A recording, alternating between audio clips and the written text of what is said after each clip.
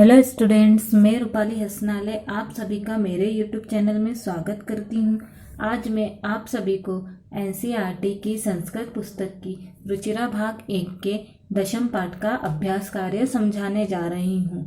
तो आइए मेरे साथ दशम पाठ का अभ्यास कार्य प्रारंभ करते हैं। प्रश्न नंबर 1 में हमें दिया गया है उच्चारणम कुरुत। इसका मतलब होता है उच्चारण करो। हमें ये शब्द दिए गए हैं, इन शब्दों का हमें उच्चारण करना है। ठीक है, हमें दिया गया है सूर्यस्तपतु। इसका मतलब होता है सूर्य तपाए या जलाए। जीर्णम, इसका मतलब होता है पुराना। शीतकाले अपि, इसका मतलब होता है सर्दी में भी। वारितुम, इसका मतलब होता है दूर करने में। ग्रीष्मे, इसका मतलब होता है गर्मी में। सस्य पूर्णानि, इसका मतलब होता है फसल से युक्त। पदत्राणे, इसका मतलब होता है जूते। कंटकावृता, इसका मतलब होता है कांटों से परिपूर्ण। क्षुधा तृषाकुलो, इसका मतलब होता है भूख प्यास से बेचैन। ठीक है, आया समझ में। हमें प्रश्न नंबर 1 में दिया गया था उच्चारण करो। हमने इन शब्दों का उच्चारण किया और साथ ही साथ में इसका हिंदी अर्थ भी समझा। ठीक है, अब प्रश्न नंबर 2 में देखते हैं।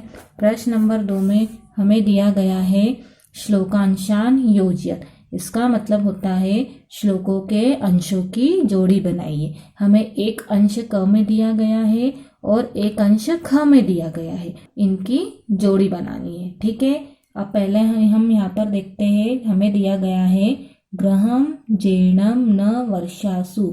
इसका मतलब होता है घर पुराना है वर्षा काल में। तो इसकी जोड़ी क्या बनेगी? देखो यहाँ पर इसकी जोड़ी बनेगी वृष्टिम वारितुम शमम। ठीक है, इसका मतलब होता है वर्षा को रोकने में असमर्थ है। ठीक है, गृहम जीर्णम न वर्षासु वृष्टिम वारितुम शमम। घर पुराना है वर्षा काल में वर्षा को रोकने में असमर्थ है। देखो यहाँ पर न लिखा है और शमम, न शमम, इसका मतलब होता है समर्थ नहीं है, असमर्थ है। ठीक है, अब नेक्स्ट देखो हलेन च कुदालेन, हल और कुदाल से। तो इसकी जोड़ी क्या बनेगी? इसकी जोड़ी बनेगी तौ तु क्षेत्राणि कर्षतः। ठीक है, हल और कुदाल से वे दोनों खेत को जोतते हैं। ठीक है, हलेन च कुदालेन तौ तु क्षेत्राणि कर्षतः। हल और कुदाल से वे दोनों खेत को जोतते हैं। ठीक है, आया समझ में। अब नेक्स्ट देखो पादयोर्न पदत्राणे। इसका मतलब होता है पैरों में जूते नहीं। तो इसकी जोड़ी क्या बनेगी? इसकी जोड़ी बनेगी शरीरे वस्नानि नो, शरीर पर वस्त्र नहीं।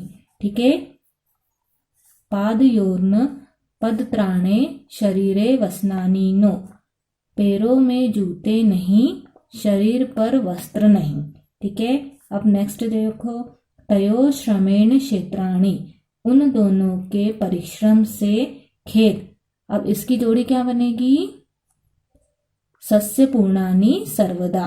ठीक है, तयो श्रमेण क्षेत्राणि सस्य पूर्णानि सर्वदा। इसका मतलब होता है उन दोनों के परिश्रम से खेत हमेशा फसल से युक्त होते हैं। ठीक है, हमेशा फसल से युक्त रहते हैं। ठीक है, आया समझ में। अब नेक्स्ट देखो धरित्री सरसा जाता, और इसकी जोड़ी क्या बनेगी? इसकी जोड़ी बनेगी या शुष्का कंटकावृता। ठीक है, धरित्री सरसा जाता, इसका मतलब होता है धरती सरस हो जाती है जो सूखी और कांटों से परिपूर्ण होती है। ठीक है, धरती सरस हो जाती है जो सूखी और कांटों से परिपूर्ण होती है। ठीक है, आया समझ में। प्रश्न नंबर 2 में हमें दिया गया था कि श्लोकों की अंशों की जोड़ी बनानी है। हमें एक अंश यहाँ दिया गया था और एक अंश यहाँ दिया गया था और बोला गया था कि इनकी जोड़ी बनानी है। ठीक है, आया समझ में। अब प्रश्न नंबर 3 में देखो हमें क्या दिया गया है उपयुक्त कथनानाम समक्षम आम, अनुपयुक्त कथनानाम समक्षम न इति लिखत। इसका मतलब होता है उचित कथन के सामने आम और अनुचित कथन के सामने न लिखो। ठीक है, आया समझ में। हमें क्या करना है, जो सही कथन है उसके सामने हमें आम लिखना है। आम का मतलब होता है हाँ, और जो गलत कथन है उसके सामने हमें क्या लिखना है, न लिखना है। ठीक है, आया समझ में। न का मतलब होता है नहीं। अब हमें यथा दिया गया है, कृषकाः शीतकाले अपि कर्मठाः भवन्ति। ठीक है, इसका मतलब होता है किसान सर्दी में भी क्रियाशील होते हैं। ठीक है, किसान सर्दी में भी क्रियाशील होते हैं, मतलब कि किसान सर्दी में भी कार्य करते रहते हैं। तो ये आम है कि न, आम है। ठीक है, नेक्स्ट है कृषकाः हलेन क्षेत्राणि न कर्षन्ति। इसका मतलब होता है किसान हल से खेत को नहीं जोतते हैं। तो क्या आएगा, न आएगा। किसान हल से खेत को जोतते हैं। ठीक है, और यहाँ पर दिया गया है किसान हल से खेत को नहीं जोतते हैं, तो ये वाला वाक्य हमारा क्या है, गलत है। तो इस कारण से यहाँ पर क्या आया, न आया है। ठीक है, अब नेक्स्ट देखो, क में देखो हमें क्या दिया गया है, कृषकाः सर्वेभ्यः अन्नम यच्छन्ति।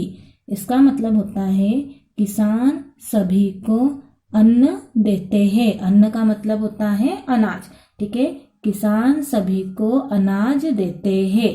तो ये वाला वाक्य हमारा सही है या गलत है, ये वाला वाक्य हमारा सही है। ठीक है, तो हम यहाँ पर क्या लिखेंगे, हम लिखेंगे आम। ठीक है, अब ख में देखो, कृषिकाणाम जीवनम कष्टप्रदम न भवति। इसका मतलब होता है किसानों का जीवन कष्टप्रद नहीं होता है। अब किसानों का जीवन कष्टप्रद होता है, हम लोगों ने अपने पाठ में पढ़ा था कि किसानों का जीवन कष्टप्रद होता है, और ये वाला वाक्य हमें क्या दिया गया है, गलत दिया गया है। तो हम यहाँ पर क्या लिखेंगे, न। ठीक है, अब नेक्स्ट देखो, ग में कृषकः क्षेत्राणि सस्यपूर्णानि करोति। किसान खेत को फसल से युक्त करता है। ठीक है, किसान खेत को फसल से युक्त करता है। तो ये वाला वाक्य हमारा सही है या गलत, ये वाला वाक्य हमारा सही है। तो हम यहाँ पर क्या लिखेंगे, आम लिखेंगे। ठीक है, अब नेक्स्ट देखो, घ में शीते शरीरे कंपनम न भवति। इसका मतलब होता है सर्दी में शरीर में कंपन नहीं होता है, मतलब कि सर्दी में शरीर कांपता नहीं है। तो ये वाला वाक्य हमारा सही है या गलत है, ये वाला वाक्य हमारा गलत है ना। बल्कि सर्दी में शरीर हमारा कांपता है, ठंड से हमारा शरीर कांपता है ना। तो ये वाला वाक्य हमारा क्या है, गलत दिया गया है। तो हम क्या लिखेंगे, न लिखेंगे। ठीक है, अब नेक्स्ट देखो, अंग में श्रमेण धरती सरसा भवति। इसका मतलब होता है परिश्रम से धरती सरस होती है, परिश्रम से धरती हरी भरी होती है। तो ये वाला वाक्य हमारा सही है या गलत है, ये वाला वाक्य हमारा सही है। तो हम क्या लिखेंगे, यहाँ पर आम लिखेंगे। ठीक है, आया समझ में। प्रश्न नंबर 3 में हमें क्या दिया गया था। अब प्रश्न नंबर 4 पर आते हैं। प्रश्न नंबर 4 में हमें दिया गया है मंजूषात पर्यायवाची पदानि चित्वा लिखत। इसका मतलब होता है मंजूषा से पर्यायवाची शब्द को चुनकर लिखो। हमें मंजूषा दी गई है और हमें बोला गया है मंजूषा से आपको पर्यायवाची शब्द चुनकर यहाँ पर लिखना है। ठीक है, पहले हम इनका मतलब समझ लेते हैं। वसनानी, इसका मतलब होता है कपड़े। सूर्य, इसका मतलब होता है सूरज। तृषा, तृषा का मतलब होता है प्यास। विपुलम, विपुलम का मतलब होता है अधिक। जीर्णम, जीर्णम का मतलब होता है पुराना। धरित्री, धरित्री का मतलब होता है धरती। ठीक है, अब हमें क्या करना है, मंजूषा से देखकर हमें यहाँ पर शब्द लिखना है। ठीक है, पर्यायवाची शब्द लिखना है। अब वसनानी, वसनानी का मतलब होता है कपड़े। तो इसका पर्यायवाची देखो, इसमें से क्या होगा, इसका पर्यायवाची होगा वस्त्राणी। ठीक है, वसनानी का होगा वस्त्राणी। ठीक, अब नेक्स्ट है सूर्य। सूर्य का पर्यायवाची क्या होगा, सूर्य का पर्यायवाची होगा रवि। ठीक है, रवि। अब नेक्स्ट तृषा, तृषा का मतलब होता है प्यास। तो इसका पर्यायवाची क्या होगा, देखो इसमें से इसका पर्यायवाची होगा पिपासा। पिपासा का भी मतलब होता है प्यास। ठीक है, पिपासा। नेक्स्ट है विपुलम।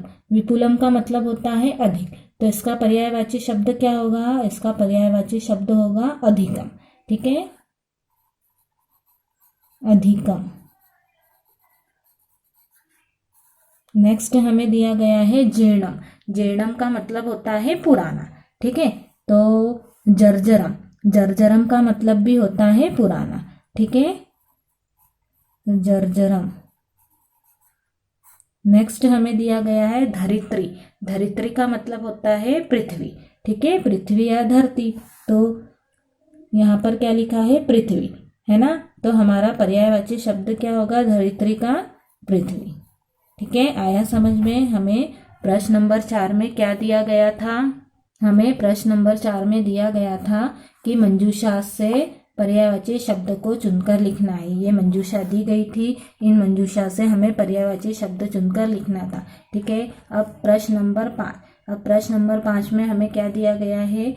मंजूषातः विलोम पदानि चित्वा लिखत, मतलब कि मंजूषा से विलोम शब्द को चुनकर लिखो। ये हमें मंजूषा दी गई है, इससे हमें क्या करना है? विलोम शब्द को चुनकर यहाँ पर लिखना है। ठीक है, पहले इनका मतलब समझ लेते हैं। सुखम। सुखम का मतलब होता है सुख। दूरे। दूरे का मतलब होता है दूर। निर्धनम। निर्धनम का मतलब होता है गरीब। शमम। शमम का मतलब होता है समर्थ। ग्रीष्म। ग्रीष्म का मतलब होता है गर्मी में। ठीक है, सरसा। सरसा का मतलब होता है सरस। ठीक है, और हमें बोला गया है विलोम शब्द लिखना है। ठीक है, अब सुखम। सुखम का विलोम शब्द क्या होता है? देखो इसमें से दुखम, तो यहाँ पर क्या आएगा? दुखम। ठीक है, सुखम का विलोम शब्द होता है दुखम। अब दूरे। दूरे का विलोम शब्द क्या होगा?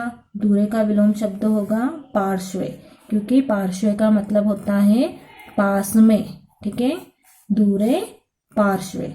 अब नेक्स्ट है निर्धनम। निर्धनम का मतलब होता है गरीब, तो इसका विलोम शब्द क्या होगा? इसका विलोम शब्द होगा धनिकम। धनिकम का मतलब होता है अमीर। ठीक है, धनिकम। अब नेक्स्ट देखो शमम। शमम का मतलब होता है समर्थ, तो इसका उल्टा क्या होगा? इसका उल्टा होगा अशमम। ठीक है, अशमम।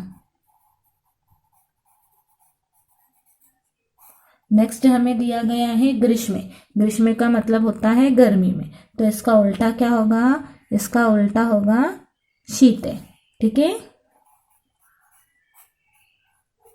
फिर नेक्स्ट देखो सरसा। सरसा का मतलब होता है सरस, तो इसका उल्टा क्या होगा? निरसा। ठीक है, आया समझ में? हमें प्रश्न नंबर 5 में दिया गया था मंजूषा को देखकर विलोम शब्द लिखने थे। ठीक है, आया समझ में? अब हम प्रश्न नंबर 6 को देखते हैं। प्रश्न नंबर 6 में हमें क्या दिया गया है? प्रश्नानाम उत्तराणि लिखत। इसका मतलब होता है प्रश्नों के उत्तर लिखो। ठीक है, हमें ये प्रश्न दिए गए हैं और उनके हमें उत्तर लिखना है। ठीक है, अब देखो यहाँ पर हमें क में क्या दिया गया है? कृषिकाः केन क्षेत्राणि कर्षन्ति। इसका मतलब होता है किसान किससे खेत को जोतते हैं। तो इसका उत्तर क्या होगा? हम लोगों ने पढ़ा था किसान किससे खेत को जोतते हैं? किसान हल और कुदाल से खेत को जोतते हैं। ठीक है, तो यहाँ पर क्या आएगा? यहाँ पर आएगा कृषिकाः हलेन कुदालेन च क्षेत्राणि कर्षन्ति। ठीक है, किसान हल और कुदाल से खेत को जोतते हैं। ठीक है, हमारा प्रश्न था किसान किससे खेत को जोतते हैं।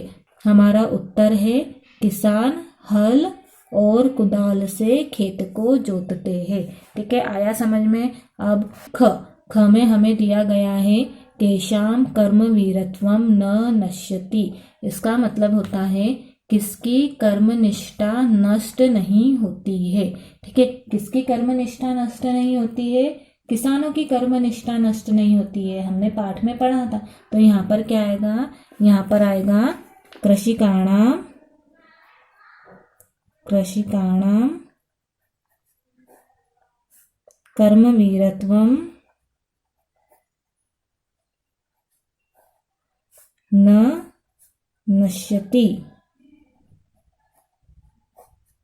इसका मतलब होता है किसानों की कर्मनिष्ठा नष्ट नहीं होती है, किसानों की परिश्रम की भावना नष्ट नहीं होती है।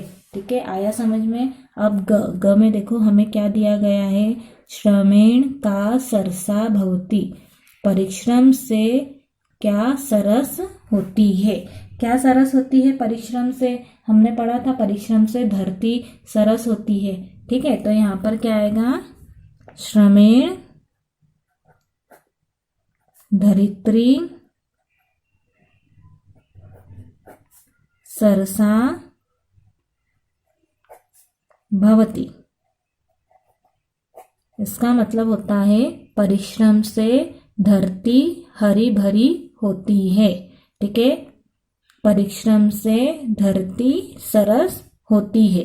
ठीक है, आया समझ में। अब घ में देखो, घ में हमें क्या दिया गया है, कृषिकाः सर्वेभ्यः किम किम यच्छन्ति। इसका मतलब होता है किसान सभी को क्या क्या देते हैं। क्या क्या देते हैं किसान सभी को, हमने अपने पाठ में पढ़ा था, किसान सभी को सब्जी, अनाज, दूध ये सब देते हैं, है ना।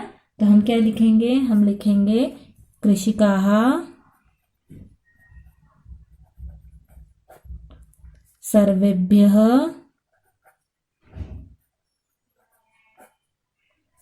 शाकम अन्नम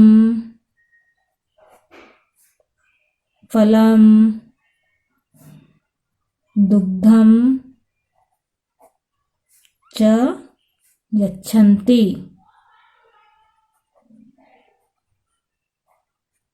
इसका मतलब होता है किसान सभी को सब्जी, अनाज, फल और दूध देते हैं। हमारा प्रश्न क्या था, हमारा प्रश्न था किसान सभी को क्या क्या देते हैं। तो किसान सभी को क्या देते हैं, किसान सभी को सब्जी, अनाज, फल और दूध देते हैं। ठीक है, आया समझ में। अब अंग में देखो क्या दिया गया है, कृषिकात दूरे किम तिष्ठति। ठीक है, इसका मतलब होता है किसानों से दूर क्या रहता है। ठीक है, क्या दूर रहता है किसानों से, हमने पढ़ा था सुख दूर रहता है। तो हम यहाँ पर क्या लिखेंगे, हम लिखेंगे कृषिकात दूरे सुखम तिष्ठति। किसानों से दूर सुख रहता है। ठीक है, हमारा प्रश्न था किसानों से दूर क्या रहता है, तो हमारा उत्तर है किसानों से दूर सुख रहता है।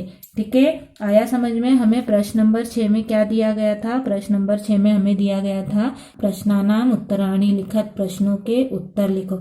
आया समझ में आपको प्रश्न नंबर 6 में क्या दिया गया था। इस प्रकार हमारा 10वीं पाठ का अभ्यास कार्य समाप्त होता है। Thank you.